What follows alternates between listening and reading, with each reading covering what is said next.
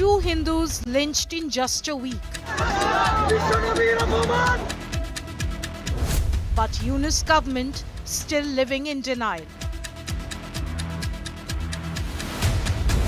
Deepu Das and Amrit Mandal. How many more? MEA condemns targeting of Bangladeshi Hindus. We condemn the recent gruesome killing of a Hindu youth in Singh and expect that the perpetrators of the crime would be brought to justice. Outraged Indians protest against atrocities. How long will Bangladeshi Hindus live in fear? Big focus onto the point. India has condemned the brutal murders of 2 Hindu youths in Bangladesh, calling it worrisome and flags rising atrocities against minorities in the neighboring country. That's our top story. In just 1 week, 2 Hindu men have been lynched in Bangladesh. 2 lives brutally erased, not in a war zone, not in chaos, but in plain sight. First, it was Deepu Das and now Amrit Mandal. On December 24th, around 11 p.m., 30-year-old Amrit was lynched by a mob in Rajbari district of Bangladesh. Police officials said Samrat had at least 2 cases registered against him, including a murder case. Cops allege that Amrit, also known as Samrat, was involved in criminal activities and used to extort money by threatening people in the area.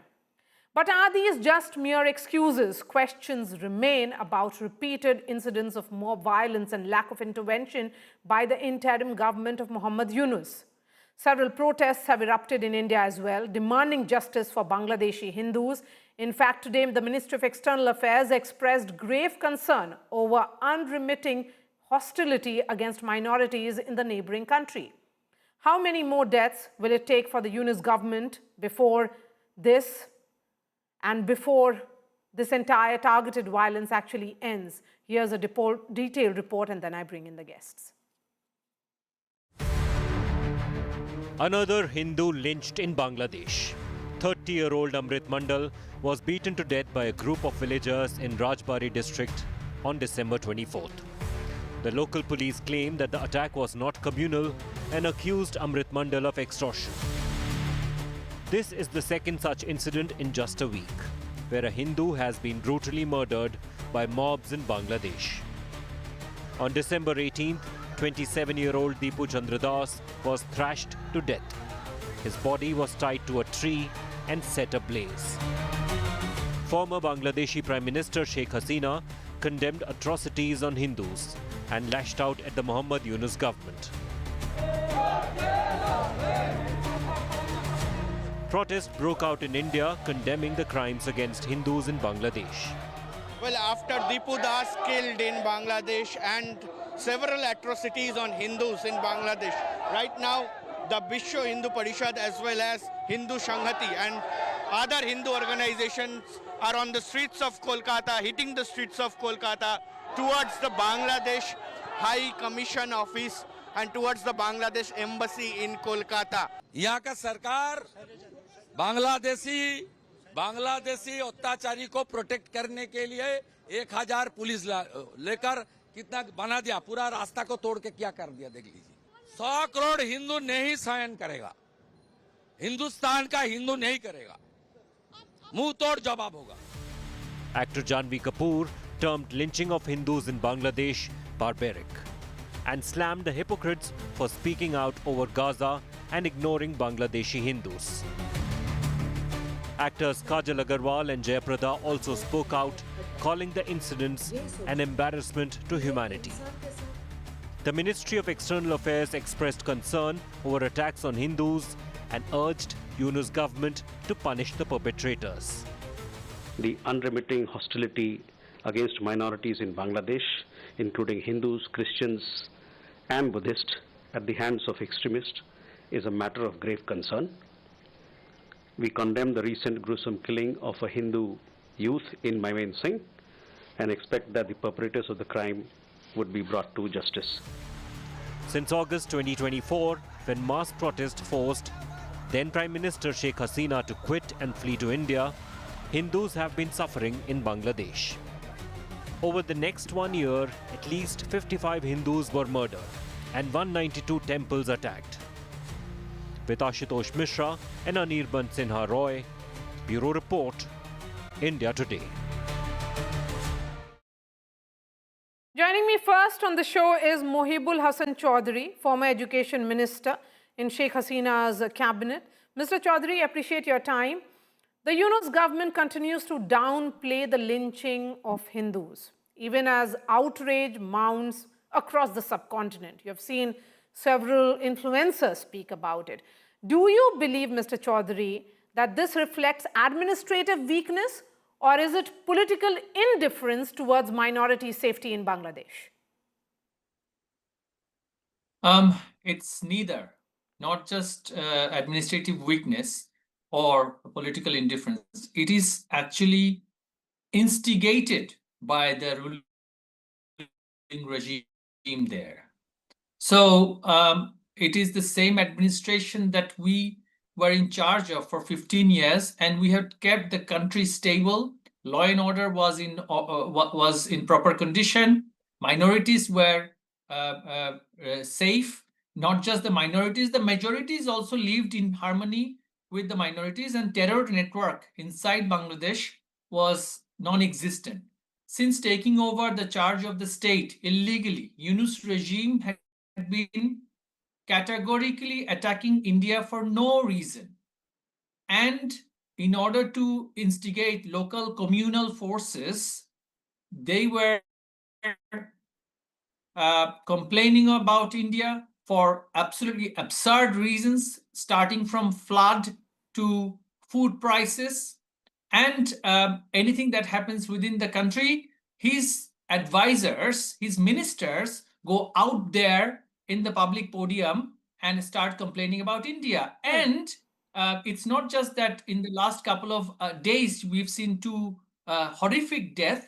He had imprisoned from my constituency a prominent Hindu priest, Chinmoy Mahaprabhu, just because he was part of ISKCON and he called for protection of Sanatan followers in the country. And just because of that, he had been in prison for the last 14 months without any trial, without any bail, and he's an ailing person in the prison. So Yunus regime wants to stoke this communal riot. I mean, they have tried several times with the help of other extremist elements to stoke communal riot in the country. They failed because people by and large did not take part in large-scale violence. But these are target killings, I would say.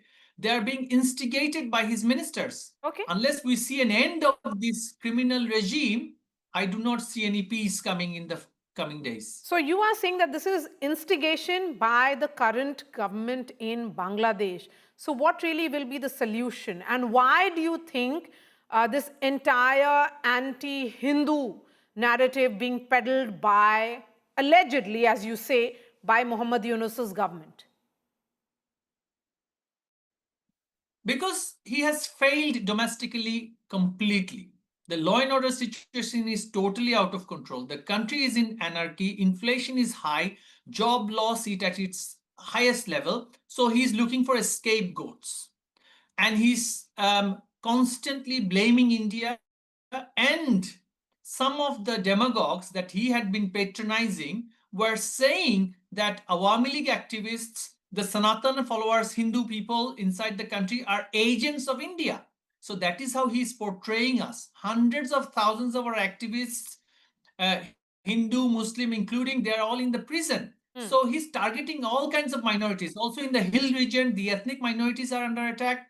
Even the liberal Muslims, the shrines have been desecrated. So the guy just wants a scapegoat. Even to the international media, he went out there and complained that apparently India is portraying him as a Taliban leader, which India has never done. I mean, not to our knowledge, of course, or to the public's knowledge.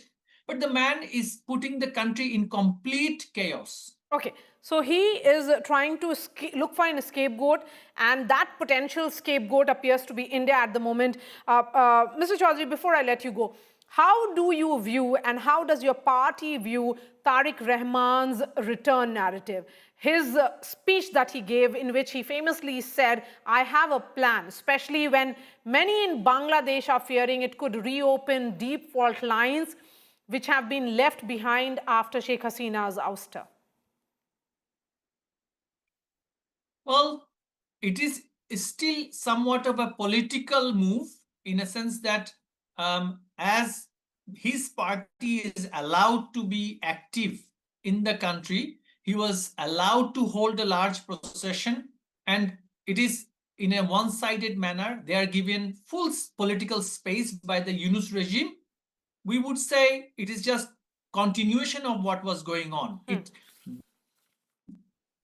There is some indication that they will be sort of dragged into mainstream politics and election. So it is going to be a one-sided election. But even if it is so, it is somewhat of a political transition. A political government in place still takes away these radical extreme elements from the political scene. So, but then again, how can you trust a man who 17 years back was involved in assisting militants, separatists from India and arming them and causing all kinds of trouble for Indian Northeast to the rest of India? So how? I mean, what is his plan? No one knows. We only hope that his plan is to bring some kind of a reconciliation. He had been patronizing militant elements within the country. Okay. He, with his assistance and instruction, grenades were charged against our leader Sheikh Hasina in the past. All right, Mr. Chaudhary, I appreciate your time. Thank you for joining us here on India Today. Let me bring in our second newsmaker now, Kanwal Sibal. He's former Indian ambassador to France, Russia, Egypt, Turkey. Ambassador Sibal, India has expressed growing concern over targeted violence against minorities in Bangladesh. Should New Delhi now perhaps recalibrate its engagement with the Yunus administration, or should we continue to be circumspect and wait and watch as we have been doing so far? I think we have to wait and watch. The situation is difficult. We have to ensure that it does not go out of hand for us, geopolitically speaking. Bangladesh is moving very close to Pakistan. They're giving a lot of space to the ISI, to the Pakistan military. And down the road, this can cause problems to us because in the past, insurgents have been sheltered by Bangladesh. And I've been involved in discussions on this matter with the Bangladesh side when the BNP government was in power. I was foreign secretary, so I have a little idea about what the problems are. On the other hand, apart from, of course, expressing our deep concern at what is happening, because there will inevitably be repercussions on our bilateral ties, because this is a very sensitive subject. As it is, the population of Hindus in Bangladesh has dwindled over the years. And this happens only when there is insecurity, when they don't feel totally comfortable in their environment. They leave the country and come to India. Now, if this kind of a thing goes on, as well it could, then there'll be a lot of pressure on the Hindu community, and we may see more migration, more incidents of this kind. Now, the thing is that the manner in which Sheikh Hasina's government was ousted through street power by mobilization of hostile anti-Indian elements, Jamaat-e-Islami and others. So there is a problem on the ground. And Yunus is not in a position, frankly, to control this. Whatever his personal inclinations and ideology or whatever else which is suspect, on top of that, he's not an administrator. He's just been parachuted there by the West to take control over Bangladesh because he was a Nobel Peace Prize winner, and Clinton and others have been favoring him, and therefore they thought that he could be a good man for them. When I say they, I mean the United States and the West in general. So his ineptitude is showing, and he's defending himself constantly by denying that there are problems on the ground. And that also erodes his credibility. Okay, Ambassador He Sibal, has to- if you heard what the former education minister had to say on my show, he went on to say that this is perhaps an attempt at instigation by the current regime because they are looking for scapegoat, trying to hide their own failures, and that scapegoat could be the entire, and that's the reason why this entire anti-India and anti-minority sentiment is being fanned. Yes, I think there is some truth in that. And Pakistan on the sidelines will stoke even more sentiments of this kind and anti-Indian feelings in the country because they will gain from this. And maybe there's some other powers also who would be interested in making sure that Bangladesh remains a problem for us. After all, why was Sheikh Hasina not only removed, but there is actually no cognizance being taken by those who put Yunus in power of what is happening to the minorities in Bangladesh. There's no word of condemnation. Hadi was killed, and then the UN Human Rights Commission and the Western embassies in Dhaka issue a lot of statements. But when it comes to protection of minorities and all, there's complete silence. So one can see what are the forces at work. After all, India had a hand in the creation of Bangladesh against the wishes of certain countries. And therefore, they would be interested in some ways to make sure that the Bangladesh does not come into the Indian orbit again, because they may have their own geopolitical interests and keep us under pressure. So there is a problem on the ground. Now, the point is that they have now banned the Awami League from participating in the elections in February. So a large percentage of the population is actually being disenfranchised electorally.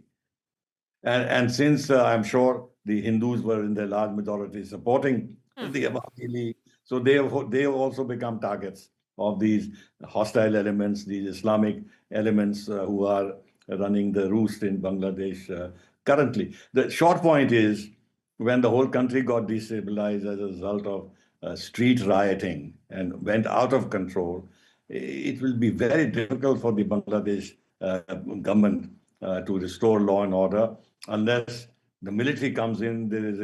They take over power in the country and impose martial law, do something like that to control this. But that is not happening. Now, I think the elections are going to unleash even more violence in the country, and this will make the Hindu minority even more vulnerable, I'm afraid. Okay. My last question to you before I let you go, Ambassador. What implications do you see for India-Bangladesh ties if Dhaka fails to control this visible sectarian drift? It's very bad, both for Bangladesh and for India, because we want a stable and friendly Bangladesh. We invested enormous amounts of aid and development assistance and power and everything else that we did in terms of making sure that Bangladesh remained a friendly country. Now that whole thing is being reversed, to my mind, quite foolishly, because at the end of the day, Bangladesh cannot antagonize and should not antagonize India, and whatever has been achieved on the ground must be preserved. But there is lawlessness, and the Islamic elements have come to the fore. They, in fact, are actually denying the liberation movement as such. They're calling it. They're going against that. They're burning all the symbols of the liberation movement, and they're making friends with the country and the armed forces of Pakistan, which were responsible for the genocide in Bangladesh. So there's a bigger problem in Bangladesh, and as part of that problem, the Hindu minority will suffer, and India-Bangladesh relations will suffer unless at some stage there is reckoning in Bangladesh of the political class and everybody that they have to maintain good ties with India. Now, BNP fellow Tariq Rehman has come back. In the past, as you know, he had been involved in gun running in Bangladesh in order to supply arms to the insurgents and this and that. And the BNP doesn't have a good record. On the other hand, BNP is a political force on the ground. And if in the elections they manage to win power, then they may be interested in stabilizing the situation and reach out to India to see if relationship can be put back on an even keel. All right. This will be our hope. All right, Ambassador Sibal, always a pleasure listening to you and getting your perspective. Thank you so much for joining us. Let me bring in my guests now. Sanju Verma, National Spokesperson of the BJP, joins us. Manojit Mandal is a political analyst who's pro-TMC. Muhammad Kamruzzama is a journalist from Bangladesh. Fahim Masroor is a civil society activist. He joins me from Bangladesh as well. Ms. Verma, really appreciate your time and thank you for your patience. Does the situation in Bangladesh, especially the attacks on Hindus, vindicate the BJP's earlier warnings about the safety of minorities in the neighboring countries and the need for laws like CAA? You know, Marya, that's a very pertinent question. And I'm so glad that the MEA spokesperson today has very categorically called out the bluff of the Muhammad Yunus government. We've specifically said that over 2,900 incidents of violence against minorities, including cases of killings, arson, and land grabbing, have been documented by independent agencies. You know, and I think the most telling statement from the Modi government is that we are not only closely monitoring the situation, but this unremitting violence is a matter of grave concern. And I think necessary steps will be taken. Just dismissing this as an exaggeration or political violence or isolated incidents, is sort of trying to shove the uncomfortable truth under the carpet. Okay. But I think the more important point is this, that the Modi government stand on CAA has been resoundingly vindicated. Don't forget, Marya, in 2019, when the CAA was passed, it was done with a thumping majority of 311 versus 80 votes in the Lok Sabha. And even in the Rajya Sabha, we passed the bill with 125 to 105 votes. Despite that, despite getting a thumping majority in parliament, the opposition went hammer and tongs at the Modi government saying, oh, ye to bill bulldoze karke pass karwaya gaya. And the limited point is, I always say the problem is with radical Islamist terror elements, but more importantly, the problem is with those people who give intellectual cover fire to radical Islamists and are scared to call out their bluff. This is not just a law and order situation. Be it Amrit Mandal or before that Deepu Das, or before that Chinmaya Prabhu, who continues to be incarcerated. The problem is that there is a Hindu-phobic government which has been trying to shove uncomfortable truths under the carpet, but now the Modi government has cracked the whip. 19,000 Indian nationals have been brought back safely from Bangladesh, including Indian origin students, to India. And Riaz Hamidullah, the Bangladeshi High Commissioner, in less than 10 days has been told off by the Indian authorities twice. And let's see how the situation evolves. But certainly Bangladesh is not sending a good message. And I think they will have to face the consequences. Absolutely. What those consequences will be, let's wait and watch. Yeah. Before I bring in the voices from Bangladesh, a word from Manojit Mandal as well. Manojit, the TMC was among the parties which has often accused the centre of using Bangladesh-related issues to polarize Bengal politics. With protests breaking out today, do you still believe the concerns over minority violence are being exaggerated? No, I think it is BJP's government. This particular crisis hasn't happened in one single day or a month. This was happening for the last 2 years. It went out of hand in July, August last year, and the Modi government just watched it out and nothing else. They didn't do anything.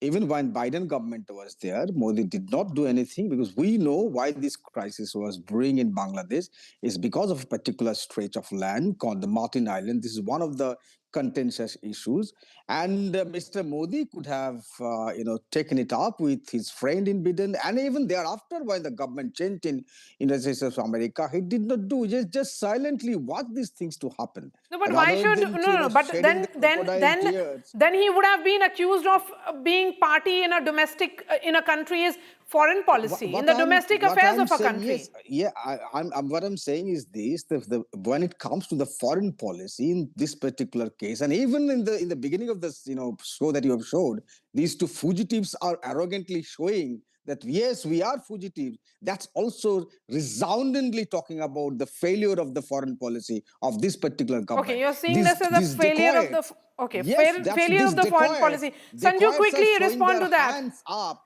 and saying that we are decoys, but you can't catch us. Yes. What is the failure? This is not a failure Sanju, of the government Sanju of Verma. India. Sanju Verma. Let's have You a know, two-window Marya, of both the guests here. Yes. Marya, I'm amused. I'm no longer shocked at the hypocrisy of the radical left, the Congress and Trinamool Congress darbaris. You know, they have been weeping for the last so many years saying, CAA is anti-Muslim, and today this is It the has same got darbari nothing to do ecosystem. with CAA. I did not heckle Do you. not justify Marya, can I please CAA finish? because violence is Can happening. I finish? No. I did You not can't heckle justify Marya. CAA because Marya, violence this is is happening not in done. neighboring Fine. country. Keep shouting. Manojit Mandal, let her Keep speak shouting. now, please. Yes. I did not interject. Otherwise, don't have me on the show. Yes, because I did please. not Go ahead, interject. ma'am. Thank you. This is about CAA because when the CAA was passed in 2019, the left radical Darbari ecosystem, including Congress and Trinamool Congress, said that, the Modi government is doing something which is against the basic premise of the Constitution. This is against Article 14. This is against Article 15. This is anti-Muslim, whereas we said we are simply giving citizenship rights to persecuted Hindus, Christians, Buddhists, Jains from Bangladesh, Pakistan and Afghanistan. No Muslim, his or her citizenship has been revoked since 2019, and between then and now, tell me one Indian Muslim who has had his citizenship revoked. And this lot today is shedding crocodile tears on Amrit Mandal and on Deepu Das. Yes, let me bring in Kamruzama and Fahim Mashroor. Mr. Kamruzama, on the ground in Bangladesh, how real is the fear among Hindus? And is the Yunus administration doing enough to check the wave of mob attacks and hate campaigns on social media? Thank you very much for having me. Actually, in the last couple of months, I talked on this issue so much. The fact is that just think in Bangladesh, nearly 10% are Hindus and 90% Muslims, and there are some other little minorities. So after the fall of Sheikh Hasina, there were some political violences, even in inter-party clashes in the big political party, Bangladesh Nationalist Party, more than 200 people were killed, and there are also some other incidents. But fact is that I don't know whether the source of your information, most of the cases, whenever anything happened on the minority Hindu, you try to narrate it in a different way. Exactly the real fact is not that. Sometimes some political incidents, or sometimes, of course, it's of course condemnable, but in a larger scale, as you are narrating, the ground reality is not that. Even okay, so Muslims, what exactly?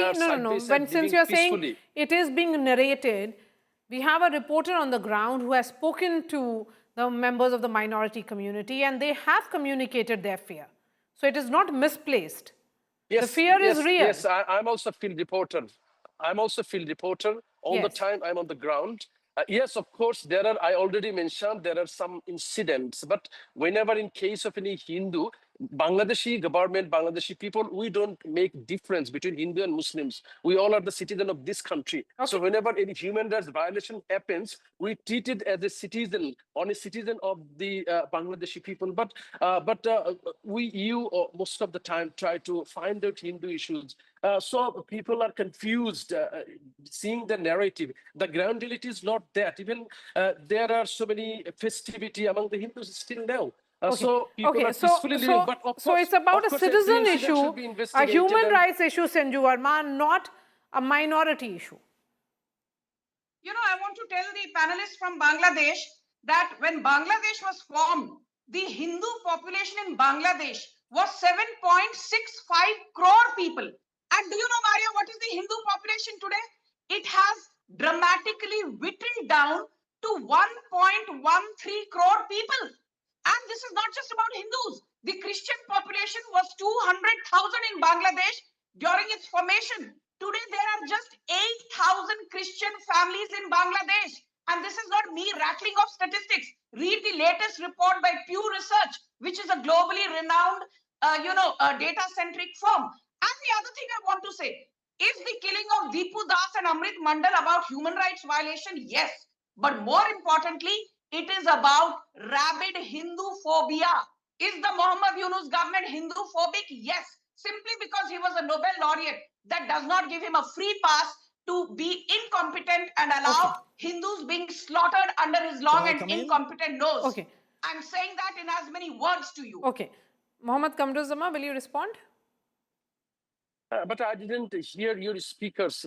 Can you please? I hear only you. So what she said, can you please tell me briefly? Okay, so that I can reply? No, I'll move on to someone else because it's a long reply that she has given. But Fahim Mashroor, come in on this. Mr. Mashroor, as someone active in civil society, what explains this systematic failure in preventing such communal violence? Is it a question of weak institutions or a deliberate political narrative being pushed from the top? Your political opponents, political opponents of the interim government are also saying the same. These are ministers of Sheikh Hasina's cabinet who are of the opinion that Muhammad Yunus has actually instigated this violence. Thanks for having me. I think that you will probably mostly disagree with what I say.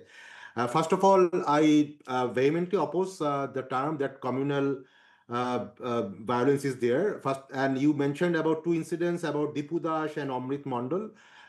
You need to distinguish between the two cases. Amrit Mandal, who was unfortunately killed today, that was nothing to do with communal violence. First of all, because this was a local law and order situation, and of course, most condemnable. No one can be killed, whether it is a Muslim or Hindu. Number one, Deepu Das case was an exception, and the all country, we the civil society and all the people in the country are really ashamed of what happened to Deepu Das, and there was some communal aspect in this thing, and the government has actually taken full cognizance and they have already arrested. You have to understand that even in India, there are hundreds of communal case like incidents that happen. And it is not always that government is actually behind those things. Likewise, in Bangladesh also. No, these false equivalences should not be drawn here. Mr. Mashroor, I'm asking specifically about Bangladesh because your own leaders are speaking about it. Whom we are talking about? Just few minutes ago, we had Mr. Chaudhary on the show. I heard that the leader was for representing Sheikh Hasina, who has fled to India, and probably that leader you have interviewed has also fled to Sheikh Hasina, who have actually Sheikh Hasina and under her government actually killed over 1,500 people in only 30 days in July and August last year. So they will actually say a lot of things to instigate and also, unfortunately, to draw attention to Indian government who has been actually supporting the autocratic Sheikh Hasina for last 15 years. I didn't want to bring that thing, but there is, of course, an issue about this authoritarian regime being directly and indirectly supported by Indian hegemonic government. So that has actually, and you mentioned about the anti-India and anti-Hindu thing. I vehemently oppose. There is no anti-Hindu thing in Bangladesh. We all want to live. We live in a harmonious condition, but of course there is high level of anti-Indianism just because Sheikh Hasina has been has fled to India, and repeatedly the government has requested Indian government. She has not been given back to Bangladesh. But Mr. Mashroor, it is only humane for India to give shelter to Sheikh Hasina because that's what good neighbors do. Good relationships mean that. Why should India hand over Sheikh Hasina to Bangladesh? Please go ahead. Yes, Sanju Verma. Thank you. Marya, please, Mr. Mashroor, I heard you. Marya, I just have one question. I heard you. One question. Yes. They say that the Yunus government is not Hindu-phobic. I have one question. There is a man called Chinmay Prabhu, Chinmay Krishna Das. He was a member of the ISKCON. Is ISKCON banned in Bangladesh? Yes or no? Second point is on the 25th of November 2024, Chinmay Krishnadas was arrested on charges of sedition simply for standing up for his Hindu brothers and sisters. Have those sedition charges by the Yunus government let him respond. Yes or no? Yes, Fahim Mashroor, please respond. So, of course, ISKCON is still not kind of a banned organization. Exactly my point. Okay, but with regard to Chinmay Dasgupta, there were Is ISKCON a terror organization? No, of course not. Why have you banned ISKCON? Why have you banned ISKCON? Give me the response. Is ISKCON a terror outfit? Is ISKCON a terror outfit? Why have you banned ISKCON? Is ISKCON a terror outfit? Say yes or no. You have to let me ISKCON finish. a terror outfit? Sanju Verma, you've asked a question. Let him respond. Let Fahim respond. Yes, go ahead, Mr. Why have you banned ISKCON? Yes. With regard to Chinmay Dasgupta, there has a lot of ample intelligence evidence that he was actually trying to destabilize things, and that's why he has been. That's a lie. And there are. How can you know? You don't stay in Bangladesh. How can you say that it is lie?